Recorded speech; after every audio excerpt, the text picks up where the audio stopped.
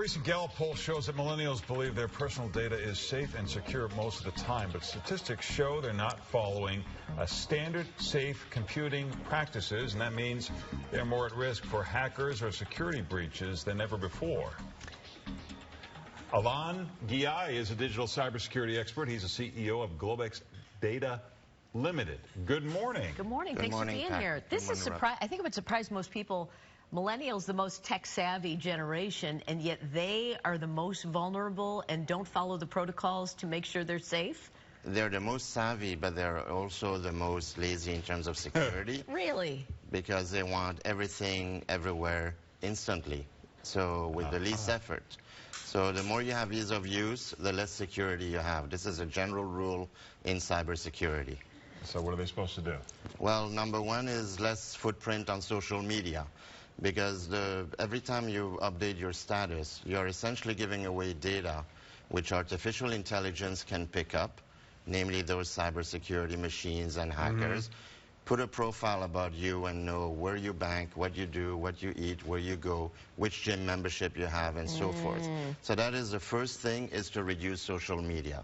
Another thing they could do is use paid services, not use mass market free emails and free Wi-Fi. So if you have a concern, you should use a paid service for an email which guarantees some level of security. You should use Wi-Fi that's secure. If possible, do not use banking on apps, because apps are developed by third-party developers and so forth. And use an identity theft package. In fact, our main U.S. partner is based in Chicago, called Guard Street. So our main U.S. partner for identity theft is based in your town. So it's one of those third-party systems like LifeLock or one of those that doing that is worth doing, for sure. Doing that is worth doing. Some of them offer more than one.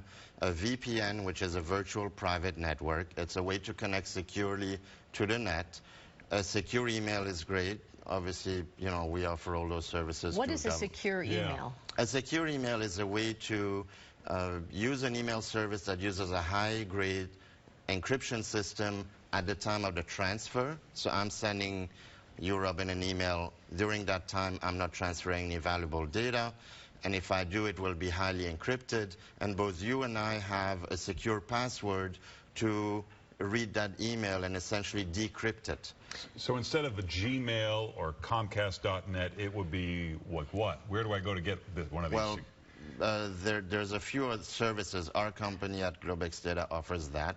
We have a thing called Digital Safe, which our local partner bundles with their identity theft called Guard Street.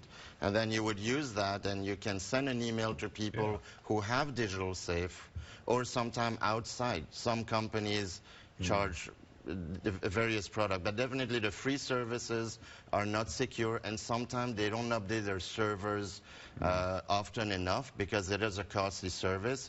Google's money basically comes mostly from advertising, and if you use a free service, not mentioning any of these big guys, essentially you're handing them data and you are becoming the product for them to make money. But do you really see millennials spending, not just millennials, anyone? I mean, how much is something like this a month to do? You can spend $9 a month. In the case of our partner, at Guard Street, they have from $8.99 a month. It comes with VPN, our virtual vault, and our email. It could go as high as $50 a month if you're an enterprise and the level of security that you want, the space, etc. Definitely, I would use an encrypted connection no matter what you do. That is really critical. So don't use free Wi-Fi. Use a paid service, because at least you have a recourse. Because on free services, you can't go and complain, right? Because it's free.